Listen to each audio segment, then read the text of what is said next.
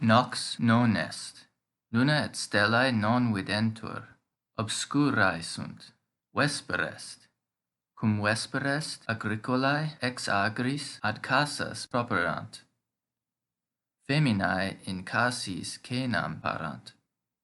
Discipuli in viis ad casas properant, cum est vesper. In casa Iuliae Carolus videtur, quod janua est aperta. Ibi Carolus stat, et discipulos expectat. Hodie miser non est, laetus est. Hodie in casa est, sed non est aeger. Heri medicus erat in casa, et puero medicinam dabat. Heri puer erat aeger. Cum pueri sunt aegri, non sunt impigri. Hodie Carolus non est aeger et miser. Impiger est.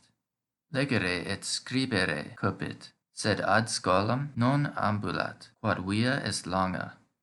Hodie non est solus. Carolus cum matre rasas curat. Nunc est vesper.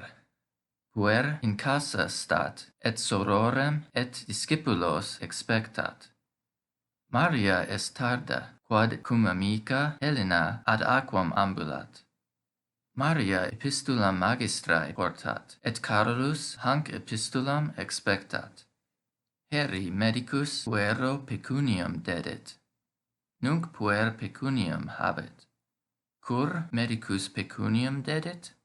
Haec est causa. Medicina puero non erat grata, et medicinam habere non copiebat. Medicus puerum esse agrum videbat, et puerum medicinam habere copiebat. Puero pecuniam dedit, et puer erat bonus. Pecuniam non erat magna. Puer medico gratias agebat. Nunc Carolus in casa stat. Discipulos expectat et laetus est.